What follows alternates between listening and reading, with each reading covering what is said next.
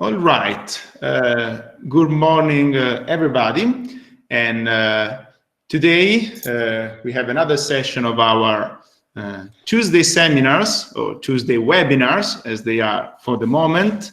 And we have the pleasure to have with us Silvia Merler. Silvia is a research associate at Algebris Investments, where she's responsible for the internal ESG research and also heads the Algebris Policy and Research Forum. Previously, she served as an affiliate fellow at Bruegel, the Brussels economic policy think tank, and as an economic analyst at the European Commission's DG ECFIN. She's a Bocconi graduate in economics and social sciences, and she's a PhD candidate in European and Eurasian studies at Johns Hopkins School of Advanced International Studies. She has done extensive research on topics of European political economy, with attention to European macro and financial economic issues, and also to EU institutions and governance. So, again, thanks, Silvia, for being with us, and I give you the floor for your presentation. Not before having recommended everyone who is not speaking to turn off their microphones. Thank you.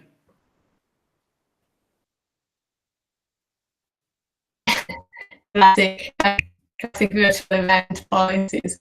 Thank you everyone for having me today. I'm really happy to get to talk to you about this topic, which is what I'm really concentrating my research on these days. It's really, it's very topical, but also something that I'm really interested in right now. And I'm also very glad we have quite some time to go into it, because I realized yesterday when I finished my presentation that maybe I might have gone too far. So I hope I'll be able to cover everything. If not, happy to share it for you over. If you have any questions later, I'm happy to answer. Let me just try and share my screen. All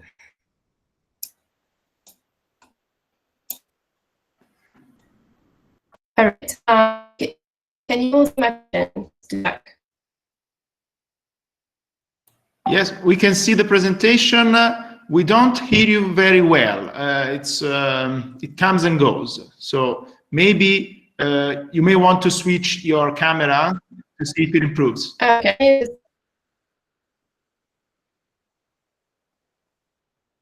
Let me just try to do that.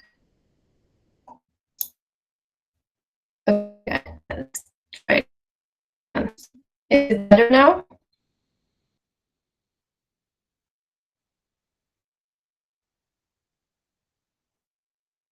Let's see how it goes. Okay. Can you still see my presentation? Yes, we can't. We still can't hear you well. I don't know if it's because of the laptop or it's a problem of connection. Yeah, let me actually. I'm actually going to try, because I was working with my headphones, but I'm actually trying. Okay, now it's much better. Now it's much better. So it was probably the headphones.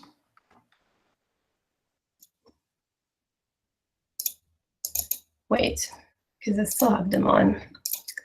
Okay, let's hope it's better now. I'm going to wait.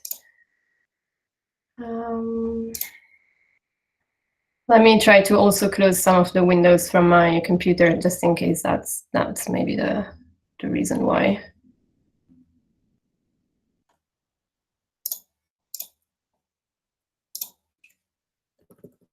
Okay, can you hear me now? Yes, very well. Yeah. Okay, good. So I probably was the headphones after all. So in case at some point I disappear or you don't hear me anymore, just let me know so I can go back where I stopped. And if you have any questions or comments while I'm going through the presentation, really feel free to just ask, stop me. No problem with that. So the topic today is COVID-19, the impact on the economy, the European response, and the Italian position, which is quite a lot. And I thought I would go through this in basically 5 stages. Sorry, Silvia. I want to talk a bit about what. Sorry, Silvia. Yeah. It's still not very good. So I don't know if you want to I don't know if we want to check if something can be improved or I don't know, use or you could, I don't know, I'm thinking of a solution. You could use your mobile phone and I can present the slides if you send them to me, so you don't have to present and you're just connected with your phone. That could be a solution. Otherwise, okay. Let me try to use the maybe the PDF presentation, because I was trying to use a web-based one, so maybe that was the reason why it wasn't working. So let's try this.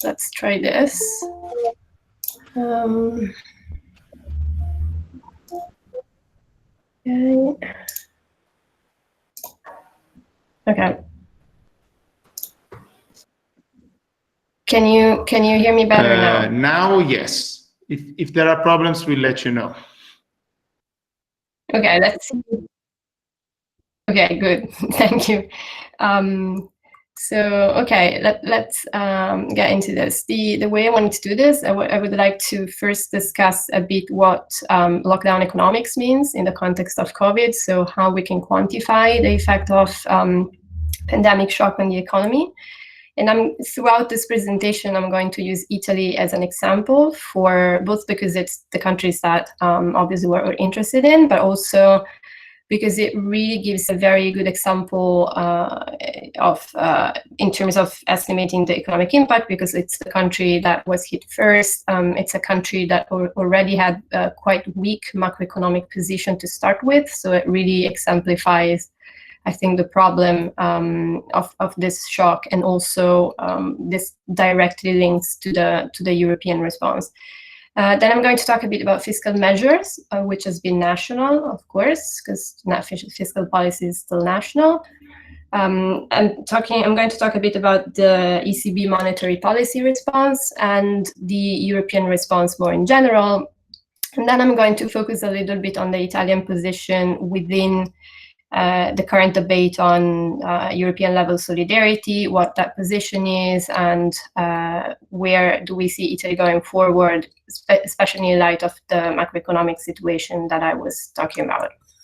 So, lockdown economics, the economic impact of what has been defined the Great Lockdown by the IMF will be really unprecedented.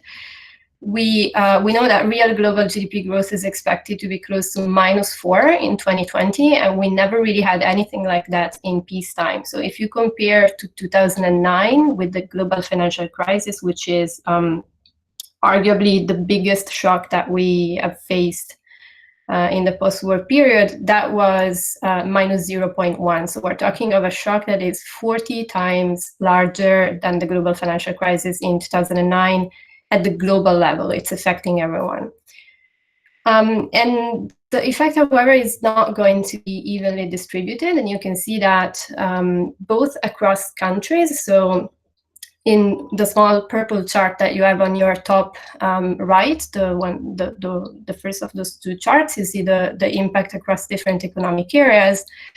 And we already know that China, for example, is recovering much faster, and on the whole year will have a much lower impact compared to the US on one hand, but even more so Europe.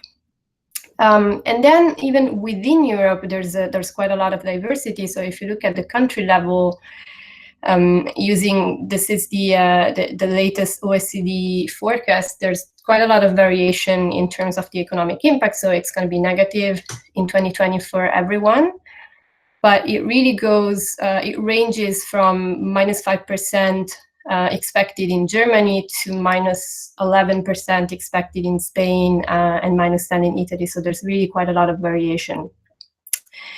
And then within countries, and this is the chart that you have on your left, it varies, the impact varies quite a lot across sectors. So this is all the sectors that add up to compose Italian GDP. And this is basically the share of revenues in each sector that is attributable to so-called essential activities, so activities that were allowed to continue during the lockdown. And what you see is that there's obviously a very clear difference. So you go from some sectors that have not been affected at all because the production in those sectors, it was very easy to digitalize and to go on, continue from remote.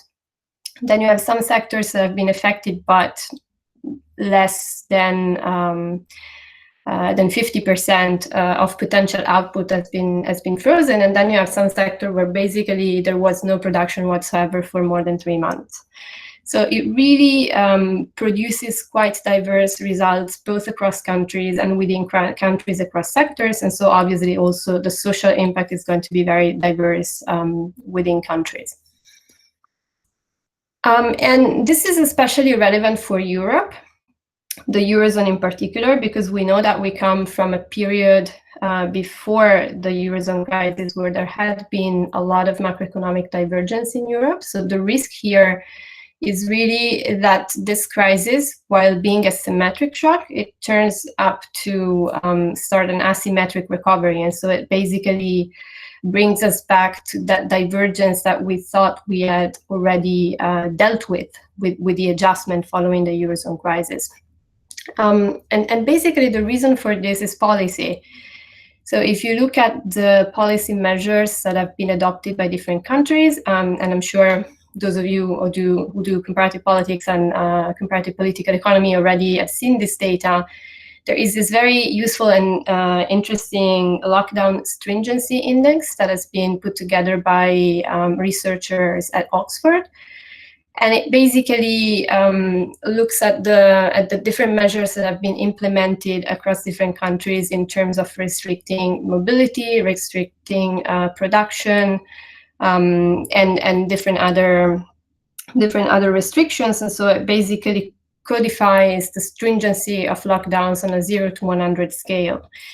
And it's quite interesting to see how diverse the situation was at the height of the crisis in March across countries in Europe, which is the chart you have on your right. So that's Italy in red. So you can see Italy starting to tighten sooner than other countries, but also going to a higher stringency level than other countries at the top of the chart. And what is perhaps most interesting is the alignment that you also see on the map on your left between Germany and Eastern Europe. So the map on your left is mobility, particularly mobility towards workplace locations. So it basically tells us whether people have continued to go to work or not. And this is the average for April. So really one of the, I would say, the worst month at the Eurozone level, because maybe in Italy the worst month has been March, but the rest of Europe was lagged by, say, 1 or 2 weeks, and so April really was the month where across Europe you had the strictest lockdowns.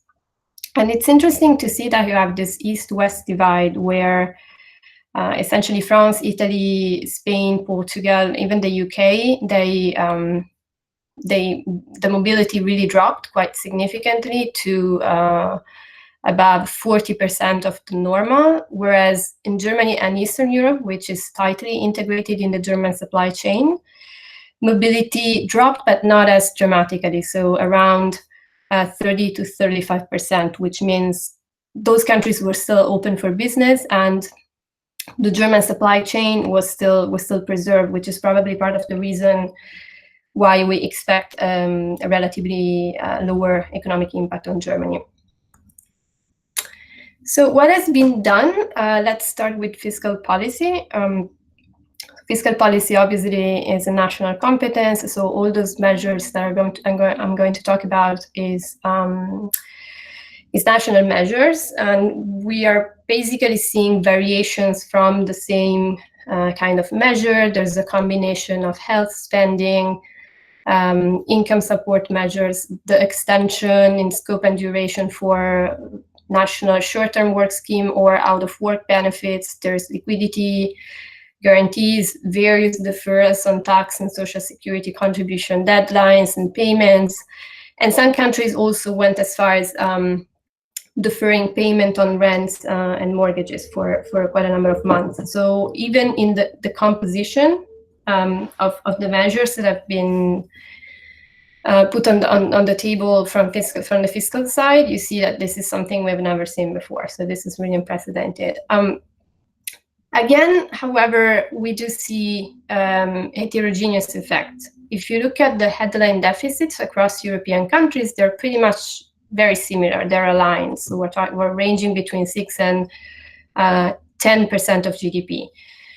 But the composition of those deficits, when you look at the share, at the weight of the structural discretionary fiscal impulse, which is the part of fiscal policy that really tells you how reactive you are to the shock, that composition differs quite significantly across countries, and you can see that partly in that chart on the right. So the part of the bar which is dark green is the discretionary fiscal impulse, and you can see that that is much bigger in the northern countries compared to the southern countries and to Italy as well. And this is interesting because it really, that component, that part of fiscal policy, it's really giving us a signal that different countries have different abilities to spend when it comes to counteracting the shock with discretionary fiscal policy. So it's already telling us a story of potential divergence going forward, because if the shock is the same, but we cannot afford to spend the same money to face the shock, then obviously our recovery are going to look different, and then our macroeconomic variables going forward are also going to look different.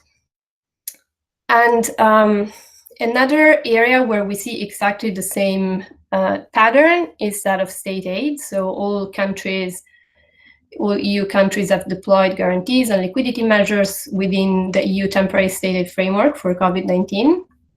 The temporary state aid framework is basically a modification of the regular state aid regime at the EU level, which makes it a lot easier for countries to do state aid, to give money to companies that may be facing liquidity risk to avoid that they go bankrupt, basically. And if we look at all the cases that have been approved by DG Competition before the summer, so I actually need to update this to see how it looks like today. But it's quite interesting because really the bulk of the state aid cases were presented early on. So when we got to the summer, when we got to end of June, there was already, I would say, almost all the state aid cases had been already presented to DG Comp. So this is already giving us quite a fair picture, I think. And what you see is that there is one country that's dominant in the use of state aid, which is Germany. But what is more important, a lot of commentators and opinions have focused really on this 50% of Germany in the total state aid, pointing out that really Germany is so outsized. I think that's not really what's important here. What is really important, again, is not size, but it's composition. So if you look at the bar chart, what you see there is the composition of all the state aid approved for different countries, and also the broken down between guarantees, deferrals, quasi-fiscal measures, and equity. And what really is striking is the much bigger extent to which Germany is able to do and willing to do equity injections, which is a cost you have to pay for today, as opposed to guarantees, which is a cost you may have to pay for at some point tomorrow. So again, the the comparison is very striking with Italy. So Italy is the country that has resorted most to guarantees for 32% of GDP, actually. And this is telling us two different things. The first one is that Germany has the ability to pay for equity injections today. Italy probably doesn't. And the second one is that the impact on debt of the fiscal measures of the state aid that we're seeing today is fairly clear for Germany, but it's still very unclear for Italy, because when you issue guarantees, the actual fiscal impact will only be known if and when the guarantee will have to be honored by the state.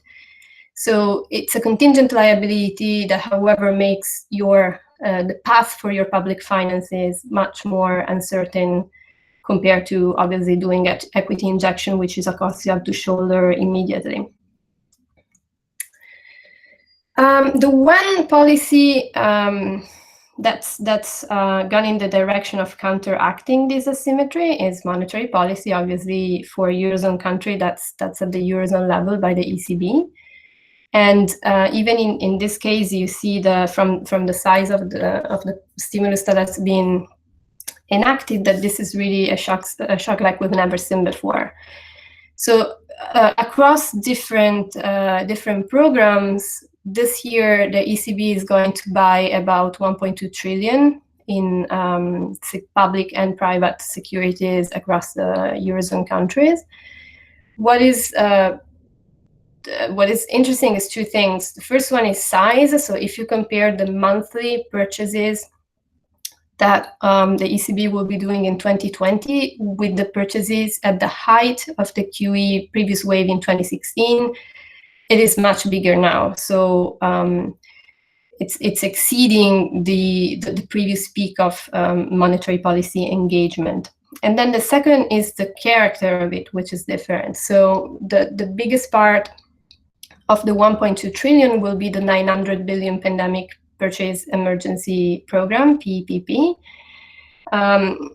which differs from previous programs mostly in terms of the implementation, because the ECB said that while retaining both the capital keys limits and also the other limits that monetary policy purchases are typically subject to, like the issuer limits, they will be implementing it much more flexibly, in a much more flexible manner within those limits.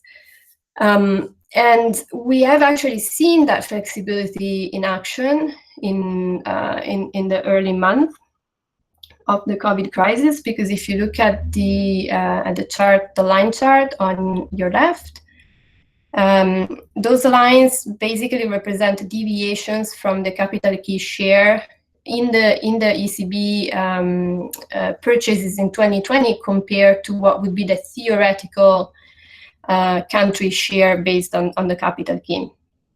And there, what you clearly see is that the share of Italian securities was much higher than the theoretical share, so than what it should have been if the ECB had been followed very strictly capital keys allocation. So between March and May 2020, about 40% of all the securities bought by the ECB were Italian securities, compared to 16%, which would be the capital key theoretical allocation. And this was matched with underweighting on French and German securities. So this is interesting because it's telling us that the flexibility the ECB was mentioning in reference with these new purchases is actually taking place, and that generally ECB action is becoming a lot more flexible and need-based over even short horizons. Because if we look back to the previous quantitative easing programs, there has never been a misalignment from the capital key so big as we have seen this time. Now, the misalignment has been almost entirely reabsorbed back to September. But it's really important to see that when there was the need to go overweight some countries, the ECB didn't hesitate to go really a lot overweight on Italy and Spain, and a lot underweight on France and Germany, which is very different compared to what happened in previous rounds of QE, but it's also very different compared to the measures that were taken in between 2010 and 2013 during the Eurozone crisis. And obviously this is translates in economic benefits for the countries that are favored within ECB monetary policy purchases, which is something I'm trying to show you in this chart on the right, the bar chart. So this is, to put it simply, it's the percentage of 2020 and 2021 funding needs for the Italian state that you can cover by allowing deviation in the ECB purchases from the capital key strict allocations. And I'm experimenting with 3 different deviations, going from 0 to almost 10 percentage points. And the story in this chart is basically that it takes given the size of the program, it takes fairly small deviation from the capital key to get you to cover up to 60 or even 70% of Italian funding needs at prices, so at costs that is extremely low given the exceptional nature of this funding needs. So Italy is really a country that has benefited, I would say, the most from ECB's monetary policy in this crisis. Moving on, what is perhaps more interesting also and important at this particular point in time, also given the fight that's ongoing in the Council on this, is the rest of the EU response, which obviously the biggest factor in EU, but a number of other things that I'm quickly going to go over. So to do this in context, I would say in terms of solutions, European level solutions to this crisis, we start talking about European solidarity early on, already in March. But for a few months, the discussion looked like it was pretty much stuck on terms that were very similar to the terms we saw during the Eurozone crisis. So we saw this north-south divide emerging again. Initially there was this idea of doing debt mutualization, Corona bonds, on one of the side, and then on the other side there was a complete rejection of that and preference to go for the ESM even. So I would say solidarity came front and center very soon, but we started from very far apart positions on that issue. And I'm also going to talk a little bit about the political economy that I think is responsible for this gap. But going fast forward to where we are today, there's actually a lot of things that eventually were approved. So the ESM new instrument, 240 billion, I'm going to talk about that in a second. The SURE unemployment support instrument, 100 billion, for which the European Commission has just issued the first tranche of bonds to finance it, and they were hugely oversubscribed, so that's been a big success.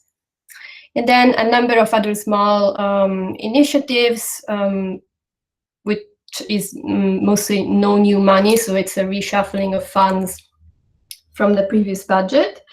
And then obviously the big Next Generation EU package of 750 billion. To give you a measures of how important this is in terms of size, the 2 charts on your right, again, we're looking at the Italian funding needs for 2020 and 2021, and the idea here is to show how much you can reduce the amount of funding needs that have to go to the market for finance. Once you factor in the different money coming from various programs in Europe.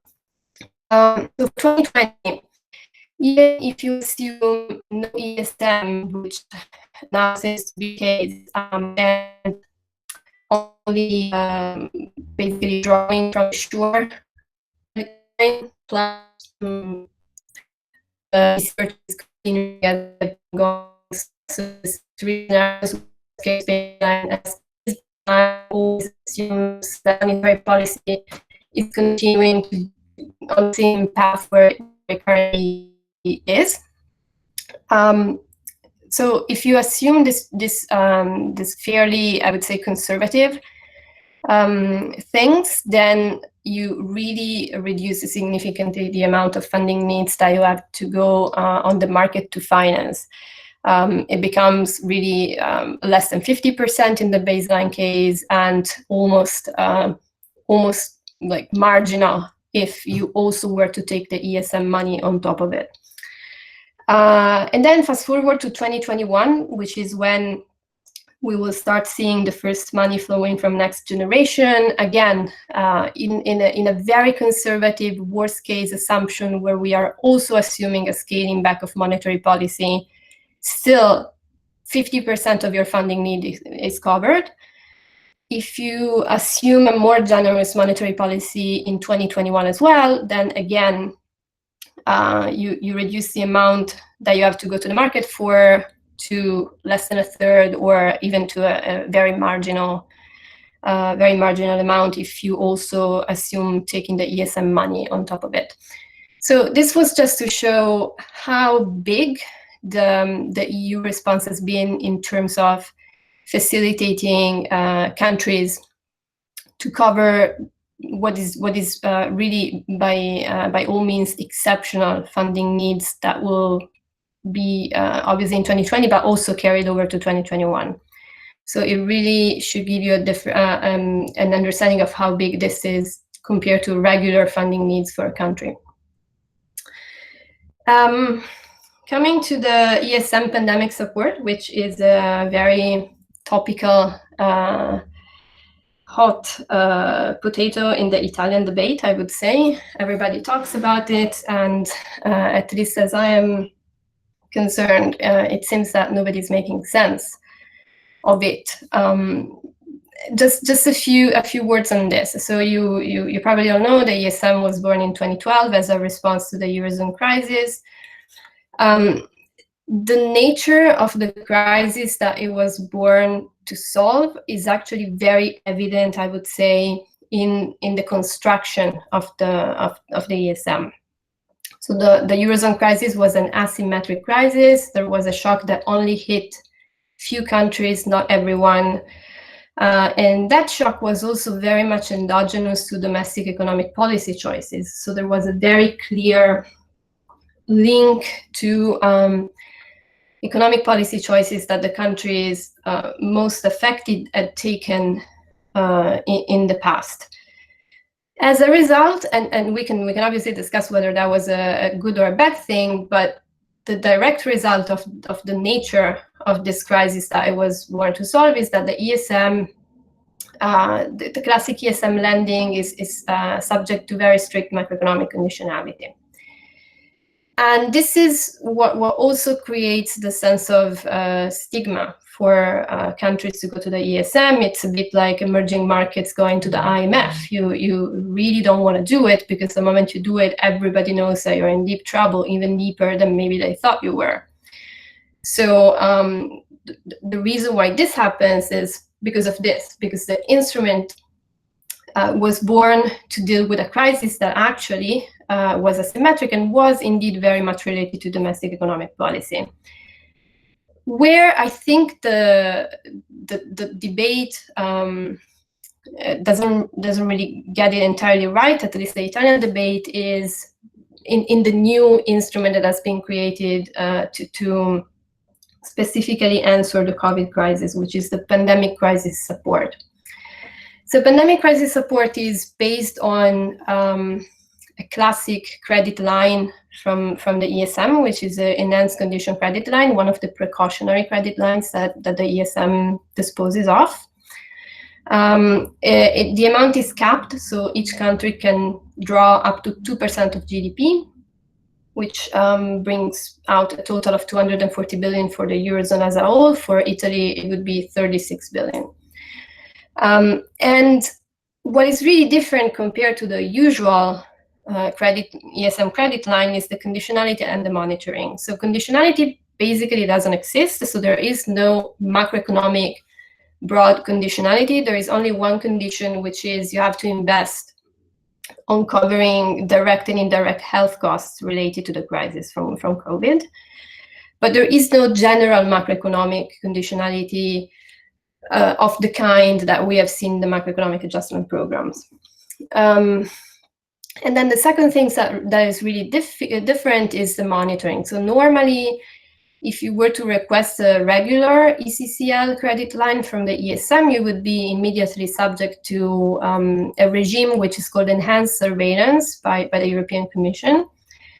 In this case, given that there is no conditionality to be to monitor, this is just subject to the simple European semester monitoring process. So there is no missions, there is no prior actions, like all the things that you would find in a regular ESM program basically are not there. And in terms of the cost, it's actually quite convenient, not for all countries, of course, but it remains fairly convenient in terms of interest costs for a country like Italy that still, even if the cost that we're paying today on the market to issue is historically low, it's still higher than what the ESM pays to raise money. So obviously for a country like us, it would still be, I believe it would still be convenient. I'm very happy to discuss for hours about this if you have questions or comments or vehemently disagree with me on this. So very happy to keep it open for later. Coming to the big part of the package, obviously Next Generation EU, the 750 billion is what gets all the headlines. It's 360 billion in loans, like regular loans. And this is the big novelty, 390 billion in grants. This is obviously, like, you probably followed the discussions between council in council this summer. So the package was changed quite a bit compared to the initial commission proposal.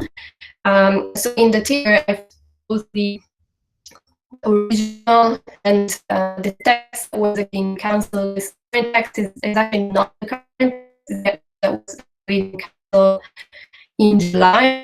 This is being further changed a little bit in trilogues, in the negotiations with the European Parliament, and I'm going to talk about that in a second. But the thing that I wanted to show is that the composition of the final package is, I would say, a bit of a mixed outcome, in the sense that there's a positive aspect being, despite a lot of discussion on this and quite a lot of disagreement, especially on the insistence of self-labeled frugal countries, the grant part in the Recovery and Resilience Facility, which is the biggest part of Next Generation, has remained intact. And that was not obvious, considering where the discussion started. The part that's less good, I think, is the rest. So the fact that the cuts have been concentrated within Next Generation on those programs that would have really financed EU-level common goods, we could say. So Horizon, InvestEU, the solvency instrument, which was completely cancelled, the Just Transition Fund, and health programs. So one counter argument that you may have is that, of course, programs like Horizons, InvestEU, Rural Development, Just Transition, they're not completely defunded. Okay, so they remain funded within the MFF. which is true. However, I think, you know, like the MFF and Next Generation EU are two very different things in terms of the signal that they send, because Next Generation is going to be funded with issuance, common issuance by the European Union. So I think having some of these programs funded with common issuance from the European Union would have been a very strong signal, I believe, in a federal direction, so that this could go from being a temporary tool to transform into something more permanent. And here, obviously, the European Parliament managed to bring back some of those allocations, so that is a positive. Obviously, the other big question is whether we will actually get to have the MFF at all, given the current standoff on the rule of law. And again, on this, I didn't put it specifically in the slides, but I'm very happy to discuss what is going on and how I think we could get around it. Yeah, this is basically, I think, the most important thing to say in terms of the composition. There is another issue that was very thorny during the negotiations, which is the issue of governance. So you may remember, particularly the Netherlands wanted to have all the national spending plans approved by the Council with unanimity. So where basically each country could have vetoed other countries' national recovery plans. And I think it was very positive that this did not go through as a request. So this is the evaluation of the spending plans remained at qualified majority, and there is an emergency break, which was the compromise with the Dutch position. But it's an emergency break that can really only slow down the process, but it cannot completely stop the process. So it doesn't work like a veto. And again, I'm very happy to talk more about the technicalities of this, if anyone is interested. But then, of course, the biggest part, so the part that really, I believe, is a game changer in terms of approaching the crisis, and it really shows that this time is somehow different, is the fact that there is a clear redistribution component within the Next Generation EU in the grants. So what you have in the chart to your left, the expression is that the GDP, it should say that's correct, sorry, it's percent of GDP. Sorry, I had the charts in billion, but it's that position for each country in terms of the transfers that they are getting from Next Generation EU, and compare the net position in the regular EU budget from the past cycle. And two things here. This is really an historic step for two reasons, I would say. One is sometimes overlooked, I would say, in discussion about it, the size of the use of funds, Next Generation.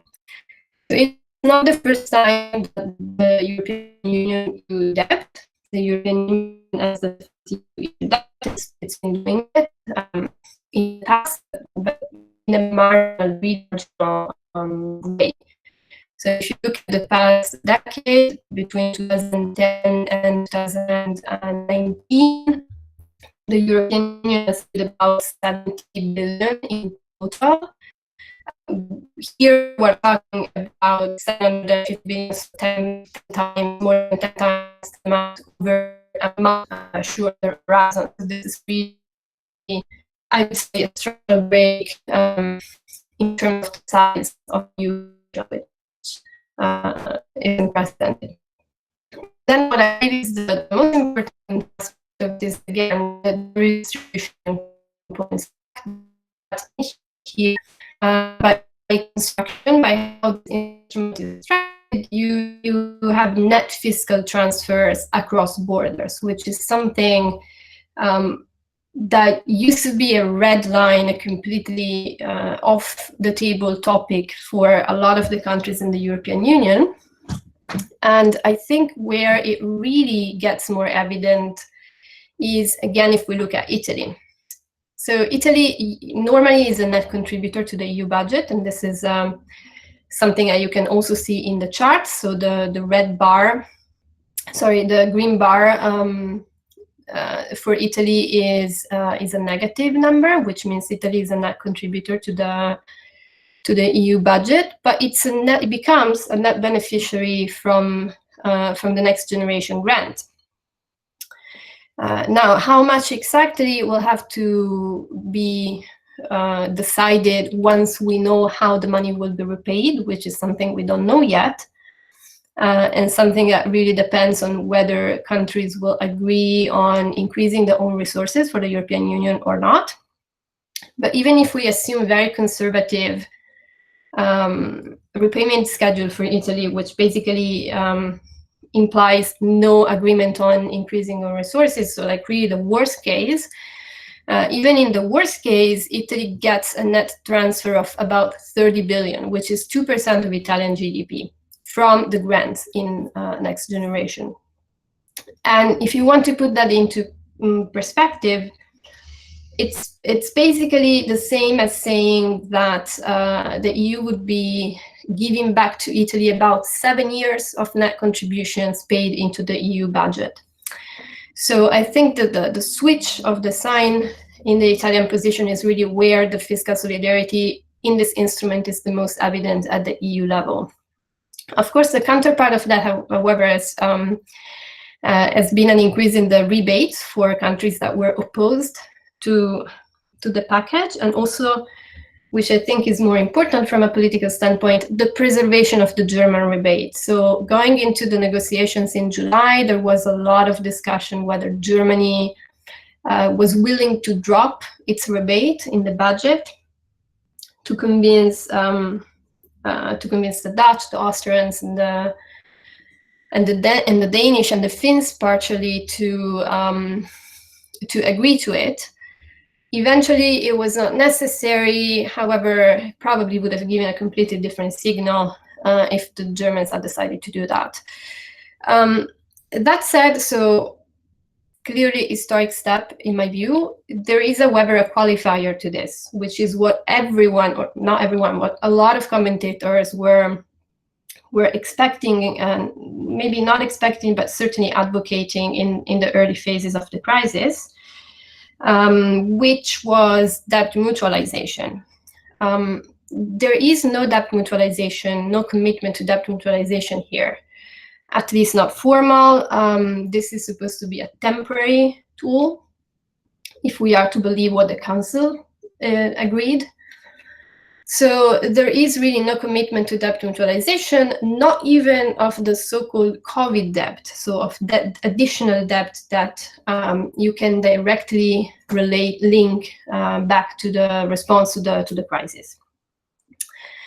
And I think this is perhaps the most interesting element about this decision, right? Because to me, it really raised a question. So I started wondering, why is it that even a symmetric shock of unprecedented proportions and completely exogenous to domestic economic policy, why is it that even this is not enough to really get over this north-south divide on the topic of debt mutualization? And so I started thinking about that, and I think it really goes back to a related question, which was very much debated in 2018 before all this. In 2018, this was the big question. Now, obviously, with COVID, it's become a bit of a smaller question. But the question was really about the Eurozone macroeconomic governance reform and how it became stuck. So in 2018, and we were discussing something that luckily now is dead, which is the budget for Investment, Competitiveness and Convergence, also known by the acronym of BICC, which was supposed to be a counter-cyclical stabilization instrument for the Eurozone, but it turned out to be a mix between structural funds and a magnified macroeconomic program, basically. That was the outcome of a very long discussion, and the discussion was about how to change the macroeconomic governance for the Eurozone in a way that makes the crisis, like the Eurozone crisis, impossible.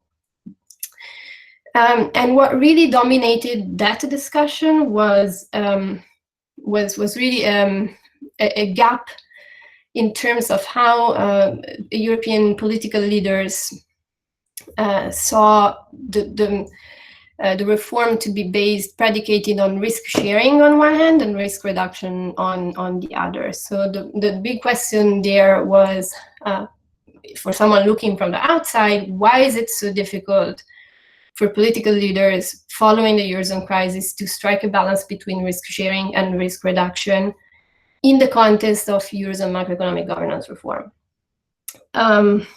And for those of you who study political economy, I'm sure you will have read Brunner Meyer's and colleagues' book, the Euro and the Battle of Ideas. And they offer a very interesting explanation for this. They say, well, if we look at long-term historical, intellectual, cultural factors, there seems to be a Rhine divide. There seems to be a fundamental structural difference between how the Germans and the French understand the correct fiscal and monetary policy making in the context of a monetary union. So, because this was so prominent in 2018, we decided, myself and a colleague, Francesco Nicoli, who now works at the University of Ghent, back then he was at the University of Amsterdam, we decided to run a survey across experts of Eurozone economy, political economy, and policymaking, including people working in European and national institutions, to understand whether there really was this north-south, this gap in views about the way the political economy should work. We did that. What you see here is the answers to the question about preferences on intra-Eurozone redistribution, where you go from no redistribution of any kind, temporary redistribution, and permanent redistribution. As the different options. And what was really striking to us when looking at the data was that we didn't see that divide. So across the north and the south, we found that there was less diversity than we would expect, and more diversity within groups than we might expect. However, the one thing that really was striking was the fact that there was one big outlier across all the questions, and that is Italy again. So you can see it in this chart. Italy is clearly favoring permanent redistribution a lot more than the rest, than experts in other countries. And perhaps more importantly, you can see it in these two charts, which are about fiscal policy. So the first one is a question about how you should conceive fiscal policy in general. So whether fiscal balance can go in deficit only in bad times, whether also in good times, and so on. And the other chart is the same question, but a similar question, but specifically focusing on states with high debt. And there, I would say the key splitting point is whether fiscal policy should primarily focus on debt reduction at the expense of growth, or primarily focus on growth at the expense of debt reduction in the short run. Again, what you can see is that North and South are not that different in their conception of optimal fiscal policy, both in general and for states with high debt. But there is, again, a very striking outlier, and that is Italy. So Italy, across all these charts and across all our survey, it basically seems to favor a lot more permanent fiscal solidarity from Europe, but with much less enthusiasm for fiscal responsibility, so to speak. Which obviously begs the next question: why? Why is it so? Why does Italy? Why is it so different and extreme in terms of the views, especially when it comes to using fiscal policy than all the other countries? And here, I would say I thought a lot about it. I started looking into what is it that makes the Italian economy really different. You can look at all the indicators we want. You always fall back on the same issue, which is lack of growth. So even in the first 10 years since currency unification, Italy really went through a quite moderate macroeconomic dynamics, but there is one regularity, which is lack of growth, and that's what you have in the chart on your left. So that's real per capita GDP indexed to 1998, and well, yeah, like 2 years are missing, but it wouldn't change the picture that much. The key message there is that you have a country that for 20 years flatlined, effectively. So in 2018, real per capita GDP in Italy was at the same level where it was in 1999. Why was that so? Well, there's obviously uncountable factors that we could discuss for which we don't have the time, so I'm only going to go very quickly through a few. There's the issue of debt.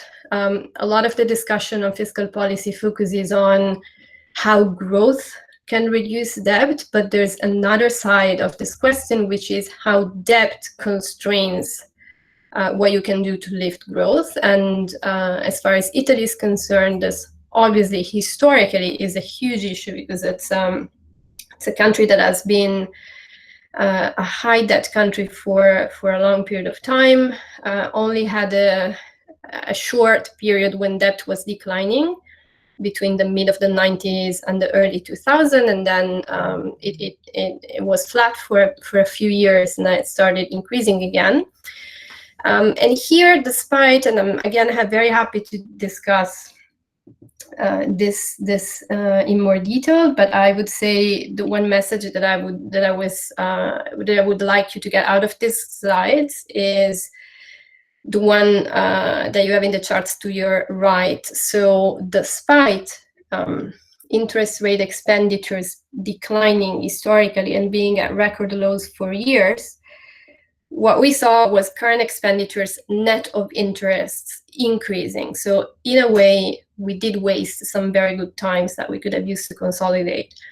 And again, I know that this is, especially in Italy, an issue that is really up for debate. So I'm looking forward to whoever would like to challenge this view later on. Second issue, it's that of productivity. This is, again, very long-lived structural problem of the Italian economy, the low productivity, which is partly rooted into a dysfunctional labor market. And again, a lot of things we could say about that. But the one thing that I would like to show here in the charts is the comparison between productivity and labor costs. So we are used, especially in the Italian debate, to hear a lot about how wages are not growing, and that's absolutely true.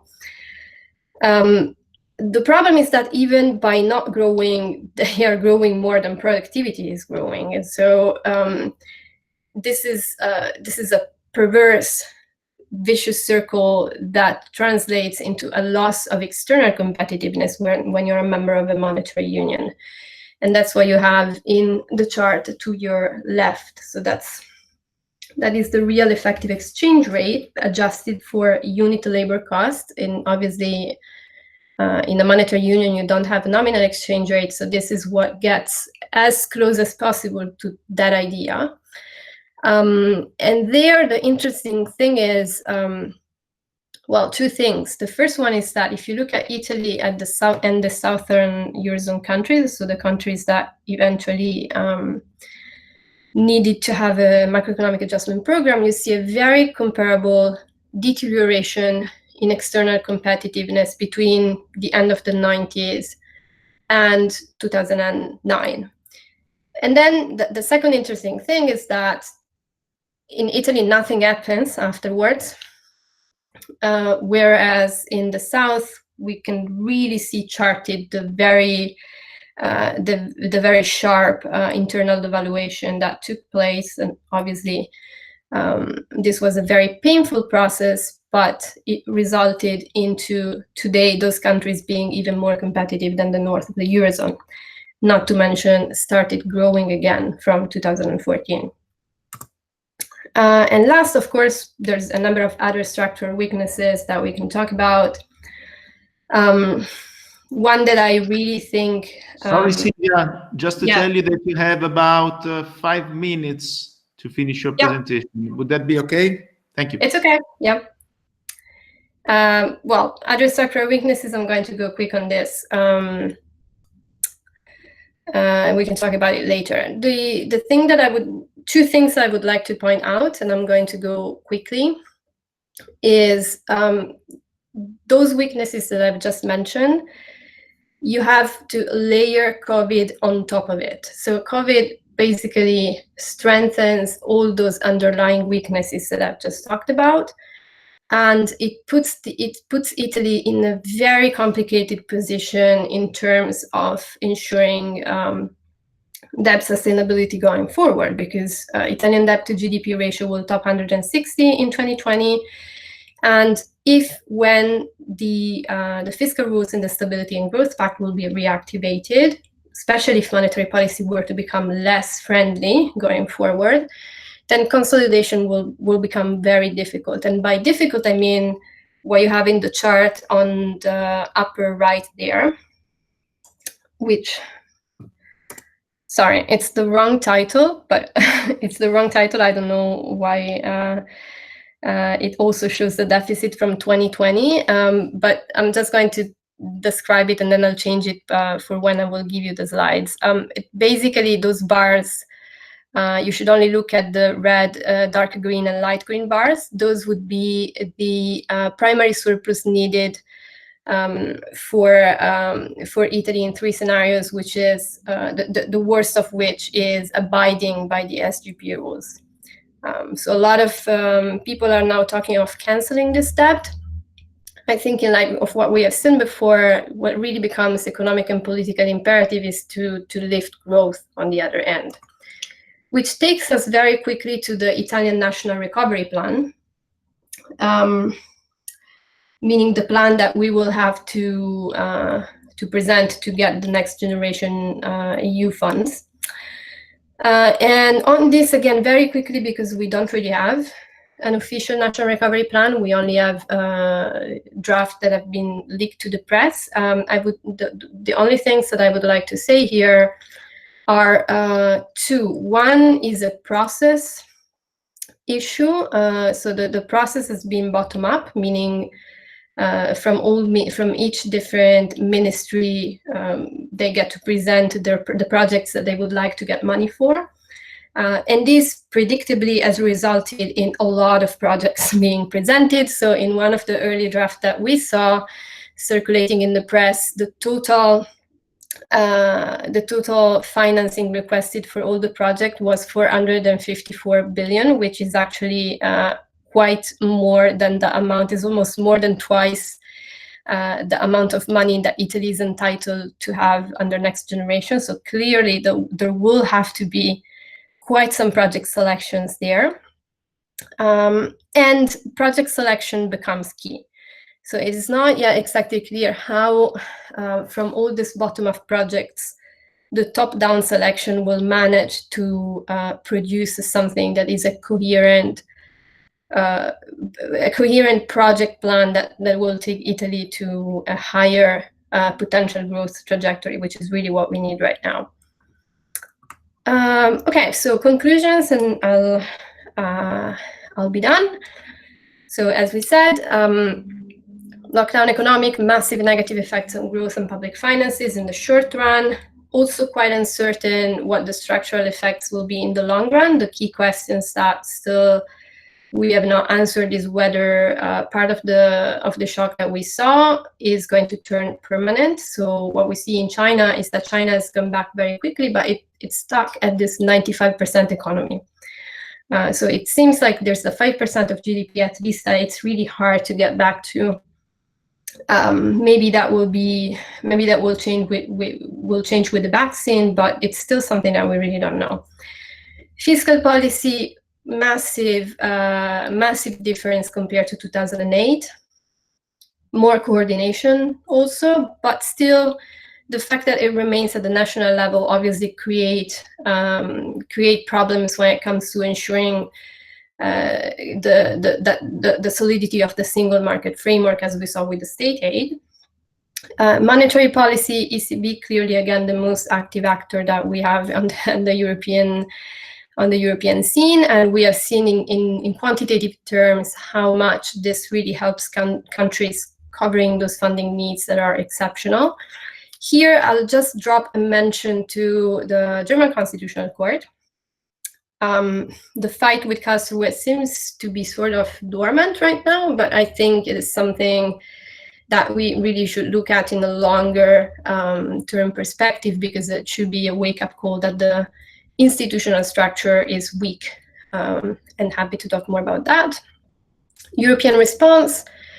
Again, ESM, we saw the issues, next generation, major step, even though maybe not as big as some might have expected. The hardest part, however, is yet to be done. And here we have seen all the discussions going on at the council level. Lastly, on Italy, I think Italy is really at the core of a political and economic dilemma for Brussels today, because on one end, it's the country that really needs the solidarity most because of the pre-existing macroeconomic conditions. But on the other end, the fact that it's become an economic outlier, it really deprives Italy of the political capital that would be needed to demand that solidarity. And finding agreement on that solidarity has been, I think, partly difficult because Italy was the country that was needing it the most. So before we close, I wanted to close with a quote from a book that, again, those of you who do comparative political economy will have read. This is from Katz's-Zinn, 1978, Between Power and Plenty, famous book where Alan Posner was the one writing on Italy. And when I read it the first time, I was struck by the fact that he says quite clearly the common trait in the conduct of Italian politics of international economic relations to date, so to 1978, is that all this has been predicated on the conviction that Italy's creditors cannot afford the country to fail. This has been very much the rhetoric that we have seen in 2010 during the Eurozone crisis. My question is, and I think this is a good question to open the debate, is this the case still in 2020? And I'm done. Thank you for bearing with me. Thank you very much, Silvia, for this very exhaustive presentation and going from the general of the EU crisis to the specific of the Italian situation with very interesting insights. So let's open the floor for questions. You can either turn on your microphone and ask, or write in the chat, or use the new fancy raise your hand tool in Google Meet, whatever you prefer. I'm trying to turn on my camera again. Let's see if it works without the slides. Maybe yes. Okay.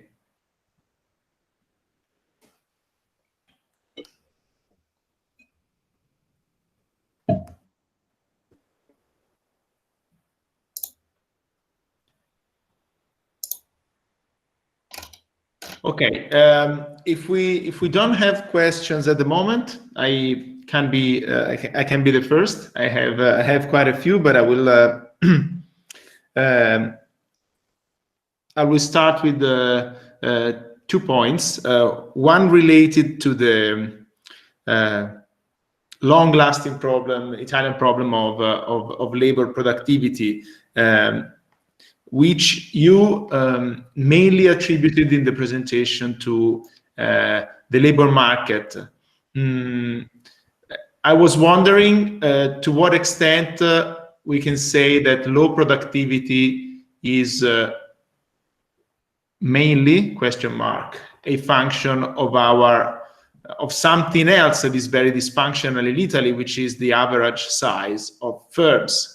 Many small firms with very little research and innovation, which is a big problem, because usually productivity, it depends on the final product, and the final product is not decided by the workers, but it's decided by the capital owners. So this was the first point. The second was, towards the end, you said that Italy does not face an easy position when the Stability and Growth Pact will be reactivated. But my question is it realistic that it will be reactivated, at least the way it was before the crisis? Thank you. Sure. On productivity, you're absolutely right. I mean, for the sake of time, it wasn't in the slides, but I think there's two issues there. One is human capital, and the other one is firm size. So human capital, which goes into labor productivity, obviously, Italy has two problems there. We produce not enough human capital, especially when it comes to university training. So we have one of the lowest shares of population with tertiary education in the OECD. I think we're actually second to last, with either Mexico or Turkey doing worse than us. I'm not sure, but still not exactly the benchmark that we would like to compare ourselves to. And so one question is, why are we so bad at producing high skills? And there, I think there's two issues. One is, if you look at the internal rate of return on tertiary education compared to stopping after secondary school. So what does it pay, like bluntly said, what does it pay to get a university degree compared to not doing it? And that internal rate of return is very low, again, among the lowest across advanced economies. So again, very bluntly said, but this is how it is. Basically, studying doesn't pay off in Italy. Why does it not pay off? Well, partly because of the dynamics in wages. Why is the dynamics in wages so depressed? Because of productivity, which also relates to skills. So it's a vicious circle there. And then on top of the internal rate of return, which is just the incentive side of the story, I think there's an institutional side of the story, which is, if you look at the intergenerational mobility in education in Italy, so what is the probability that you get a higher educational degree than your parents, for example? Or what is the probability that if your parents didn't do university, you will actually complete university education? All those indicators of mobility are looking really bleak in Italy. So it's one country where intergenerational educational mobility is extremely low. It means the way our education system is constructed, it's not efficient to really make sure that everyone, regardless of their family background, they can get to build those skills. So that's an institutional thing. Then on top of producing not enough human capital, a lot of the human capital that we produce, we lose because of emigration. And if you look at the past, say, 5 to 10 years, immigration has gone back to levels that we had not seen since the 70s in this country. And differently from the 70s, it's a different kind of migrants, okay? So it's mostly young people, very high skilled, so with university education. And also, there's a number of interesting data surveys from Istat on this. If you look at who goes, it's normally people who graduate with higher marks, so with higher grades on average than people who stay. So we're actually losing, again, sorry for the bluntness, but it's the best and brightest. And what do they do when they go abroad? They go and work in highly skilled and specific managerial positions. What's the result of that here? So the result of that here is, and this is why I was mentioning the labor market, that Italy is, again, the countries across the OECD countries is the one that has the highest share of workers that are underskilled for the job they do. So they're not trained enough. This doesn't necessarily mean education, like university training. It may just mean, technical skills. So the fact remains, you have a skill gap that is obviously weighing on productivity a lot. So you don't have enough human capital. You lose a lot of the human capital that you have, and among the people who stay, they're not trained in the right way to do the job they're doing. So of course, all this combines into productivity, and that's why I was mentioning the labor market with education in mind as well. To that, add size. If we look at who is employing people with tertiary education, so where the high skills go, that's mostly big firms. Okay, so there's a very clear divide in terms of human capital requirements, demand, so to speak, that varies across firm size. And so with small firms being a lot less, say, employing a lot less high-skilled workers than big firms. And then the other obvious issue that is very much related to size is investment in research and development and innovation. Okay, so that is also a clear, across the literature, I think it's unquestioned, a very clear link to size. So big firms invest more in R&D, they are more innovative. I mean, all those things that the economic theory tells us should be associated with size, they actually are. And so if you put together the labor market side of things, the innovation side of things, the research and development side of things, then I think you get a pretty clear picture of why productivity is very low. And the other question was, why did I not write it down? SGP. Oh, the SGP. Yeah, well, honestly, no, I don't think it will get switched on the same way it was before. And the reason why I was showing the chart that was actually wrong, but that will be right in the presentation that I will be sharing on the primary surpluses, is precisely to highlight this point. So even considering fiscal at the EU level, which is something we had this time and we didn't have in the previous crisis. So next generation is fiscal at the EU level, basically. Even considering that, even considering the net transfers, even considering monetary policy, you still end up, if the forecasts are as I think they are to be believed, with very divergent position in terms of debt at the end of this, out of the tunnel, so to speak. So Germany, even once you factor in all the huge stimulus that they're doing, they still will get out of this with debt around 80% of GDP. Italy will be 160. So we're talking about two completely different worlds when it comes to what you can do with your, with your domestic economic policy after this. And so the idea to show what it would take in fiscal terms to actually meet the conditions in the SGP, particularly the debt rule, which is obviously the one thing that will become, I think, the subject of discussion. That will be, I think that really will be the issue to be discussed. Not that much the 3%, not that much the 60%, say, ideal limit. The one thing that really becomes biting if you abide to it is the 1/20th debt reduction rule. That really becomes difficult to meet.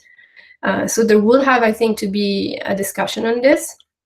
It's unclear when it will be. So we know that 2021 it's still going to be suspended. Gentiloni was out in the press a few days ago mentioning that maybe also 2022 will not be, will still be like it is today.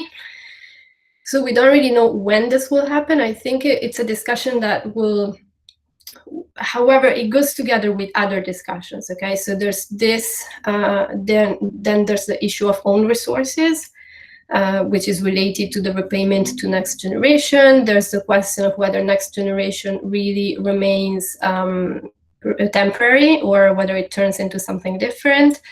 There's the question of how monetary and fiscal are to interact in the monetary union. It's a bit touch and go. All those issues, and then at the EU level, of course, this also ties in with the question of taxation harmonization at the EU level, because that's on the resources side, right, and on the revenue side. So I think all these are issues that will have to be discussed at some point, ideally all together, because it's in my view, at least, it's a single package. Yeah, probably you're right. Thanks a lot. Sorry, had you finished? Yeah. Yeah, okay, so I had a comment and a question from Pierangelo. Hi, Silvia. It's a pleasure to meet online. I am a follower on tweet of your comments, and I found being not an economist fully understandable. So it's that's great to hear. That was the objective. And being not an economist, I have an economic question, and this is also related to my comment. The question is the following. I mean, the Italian political parties seems not to be ready to accept the European stability mechanism in the COVID version. And one argument that I heard is that it's much cheaper now to borrow on the market.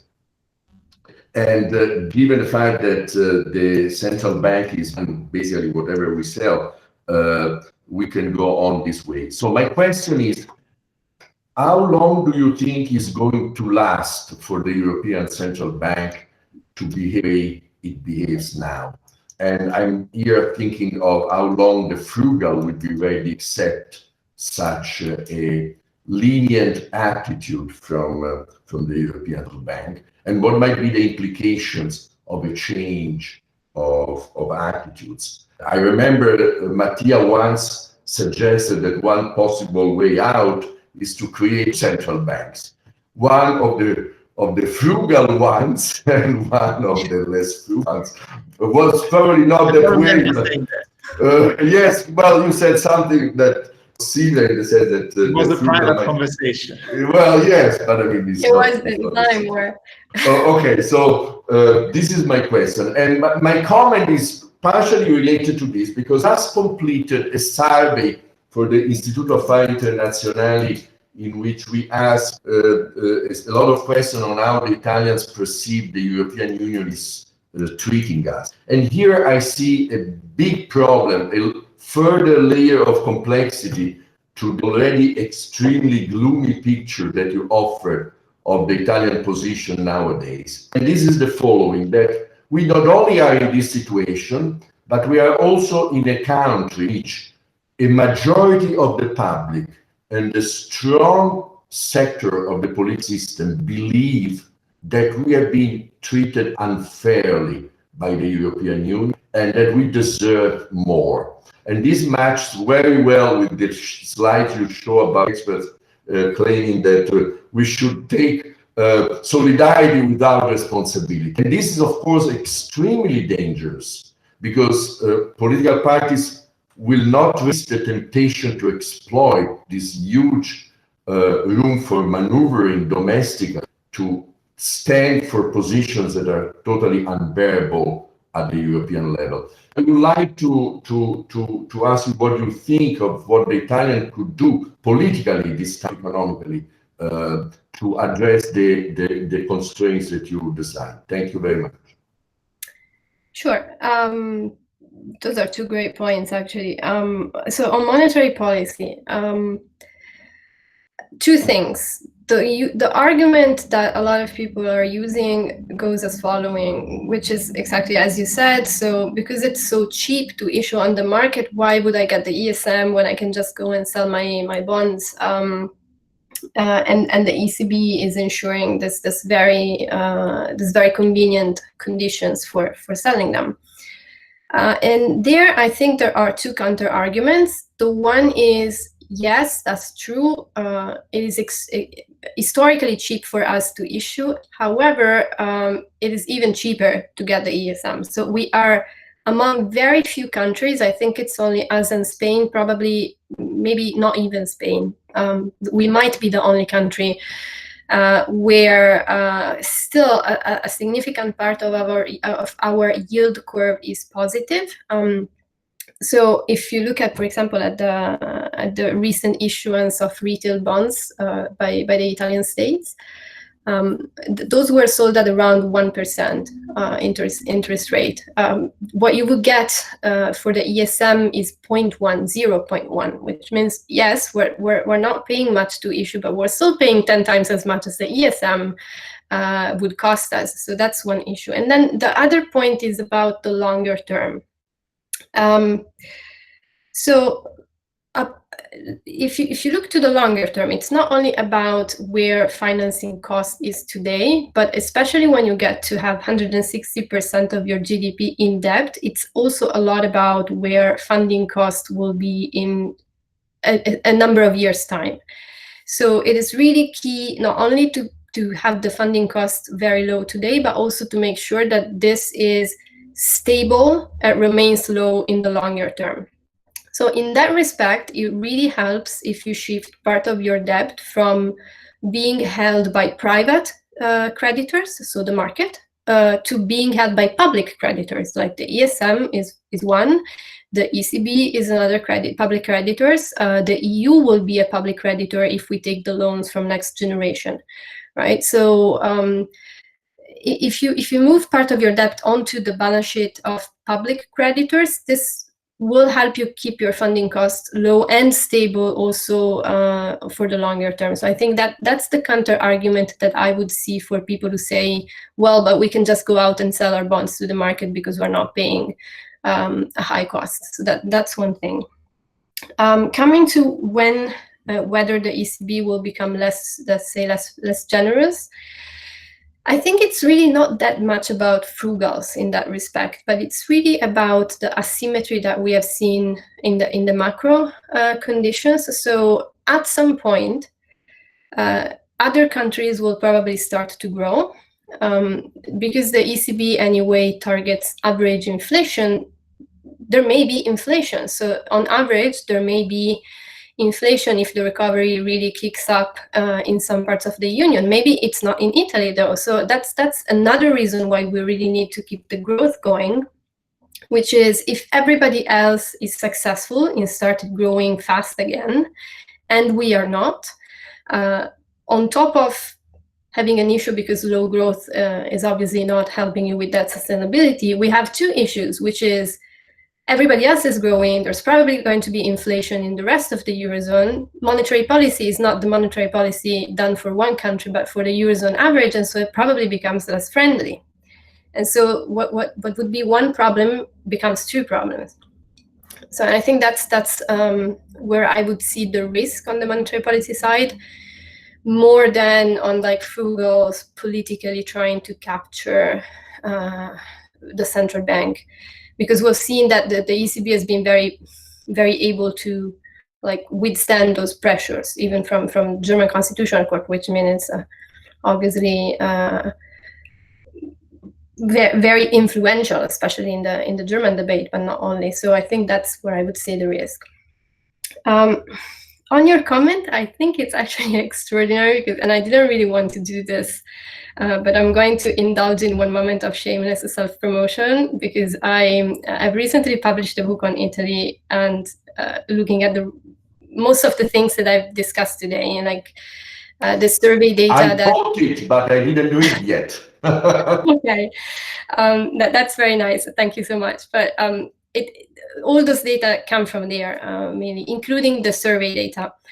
And the comment that you made, so the fact that Italy, that there's this issue that politically we feel like we've been mistreated, it's actually one of the things that I discussed there, because I think it's the very character of Italian Euroscepticism is precisely that one. So the fact that it's based on a misconception of what our position is in Europe today and where it's been and what it should be. So it seems to be based on a discourse that says, what has the EU ever done to us, to paraphrase Monty Python's famous sketch.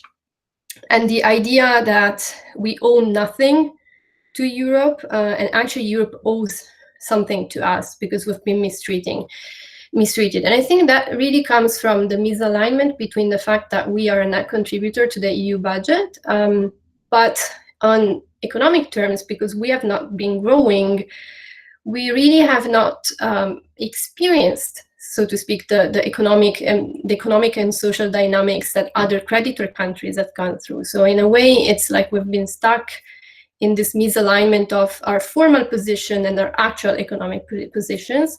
But instead of saying, look, the problem is really the economic issues here, right? So that if we were to address those weaknesses and we could start growing again, then it would be perfectly fine to be a net contributor, because we would also be economically aligned to that position, to that formal positions. So instead of going in that direction, the narrative has been on the other direction. So we should sort of become a net beneficiary from Europe because of how bad our economic situation has been, which I think is really sort of demeaning the role that Italy should aspire to in Europe. So rather than saying, well, let's sort our macroeconomic stuff and really get back to the role that we should be having, like rather, well, the economic stuff is unsortable, and so please give us more money. So I think that's been the conclusions there. And what to say to that? I think it's the counter argument is quite obvious in the next generation package. So the next generation package goes precisely in that direction, right? So we become net beneficiary from a fiscal transfer, even if we are a net EU budget contributor. So it's sort of going in the direction of, I would say, recognizing that misalignment between formal and actual in the Italian position. So I think it goes precisely in the direction that those people saying Europe should give us something are advocating for. I think what is out of the picture and should be in the picture is that this creates a lot of responsibility at the same time, because it becomes really untenable now to say Europe is a nothing for us. Even more untenable than it would normally be, I would say. And so it really creates a responsibility that if we do not succeed in using that money for the right purpose, then we're not just wasting some money, we're also pretty much killing the first step towards fiscal integration, which is what we, or at least a lot of the politicians in Italy, they're very quick and very enthusiastic in advocating, right? Thank you very much, Silvia. Do we have other questions from students or above?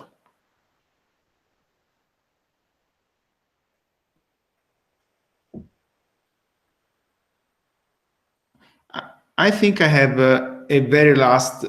I mean, it's really not something that on which I want to have a prediction from you, but it's something that it's nice to discuss, I think, and it regards the ESM and the pandemic support credit line that has been launched. It strikes me a bit that when it was decided not to have de facto a conditionality for the loans disbursed that should be disbursed in this under this line, the only formal act towards this commitment has been a letter by Gentiloni and Dombrovskis, and there has not been any amendment to the regulations which specify how the ESM should work, or to internal ESM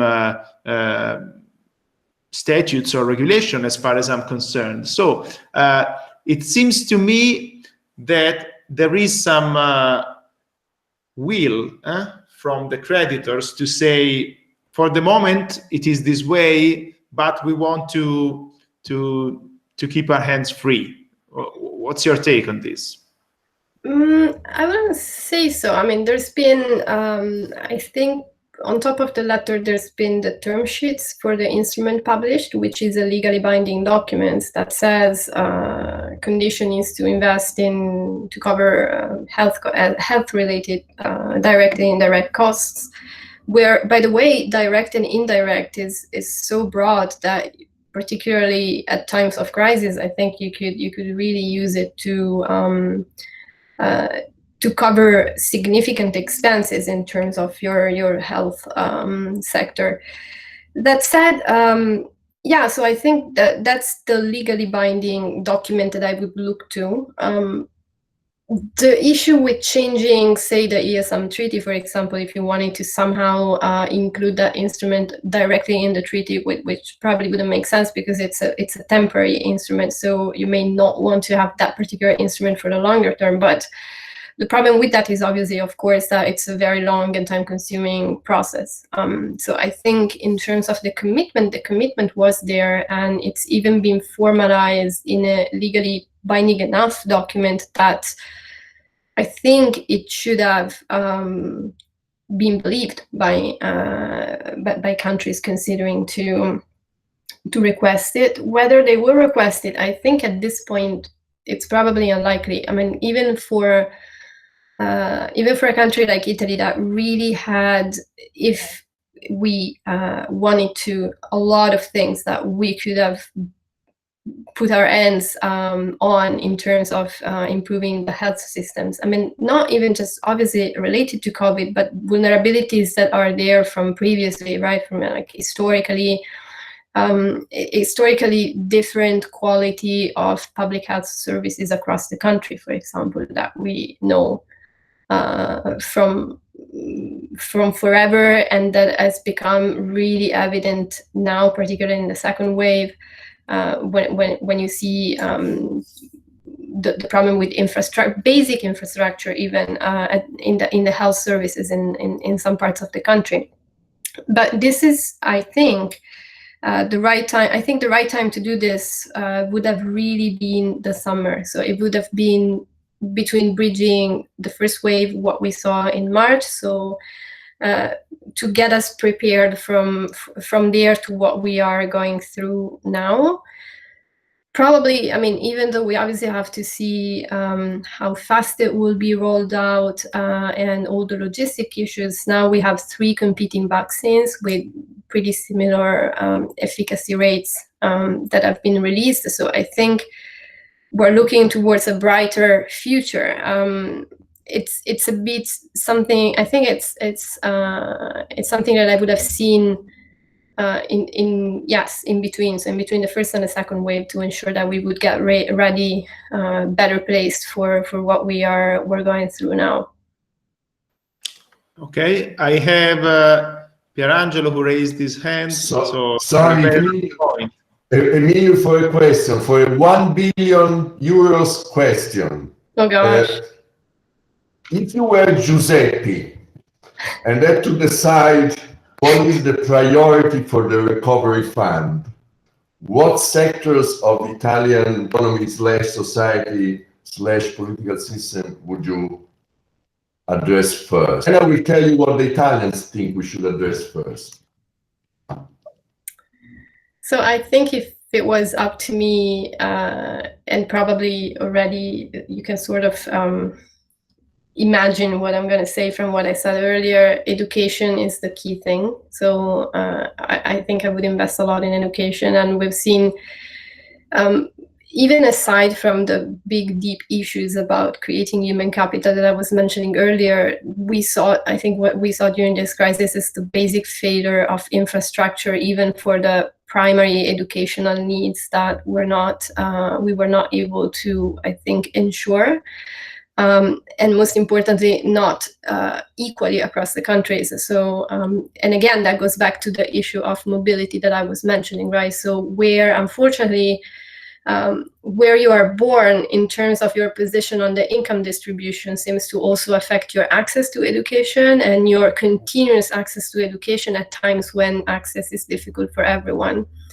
So education is clearly one sector, but I think it would go together with reform of the social safety net system, because the other issue we have, that I think is related to retaining human capital, which again is related, all this is obviously related to productivity. So I have productivity in mind as the goal.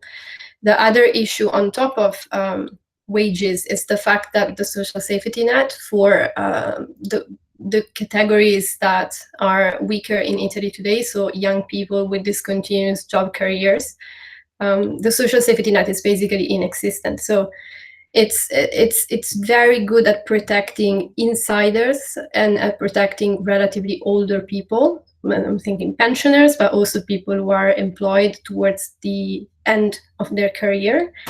And it is terribly inefficient at protecting pretty much everyone else, but specifically, I would say young workers with temporary or discontinuous forms of employment, which very often, unfortunately, are also working poor. So there are people who are not unemployed, but while working, they're still not making enough to lift themselves completely off the risk of being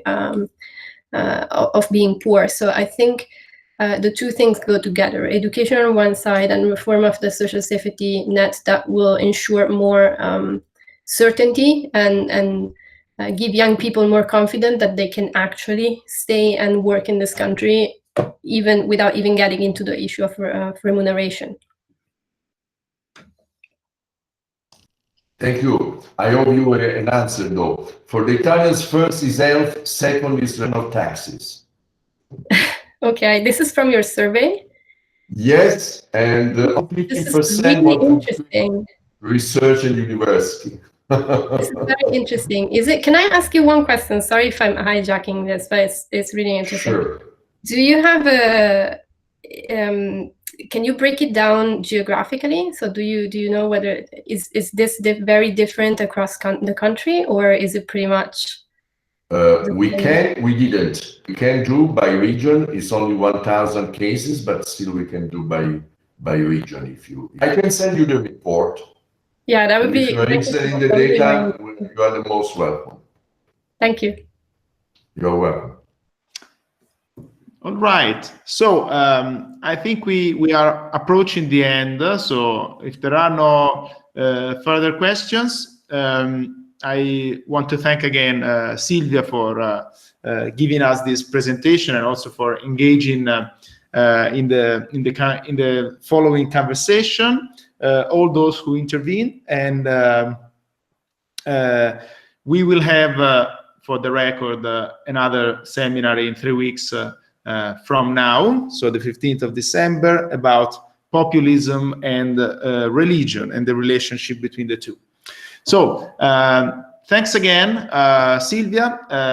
We hope to stay in touch for the future, and we wish you the best, and see you soon. Thank you very much for inviting me, and I'll send you the correct presentation with the mistake corrected. Okay, thanks. Bye. Goodbye. Bye. Bye. Bye. Bye. Bye.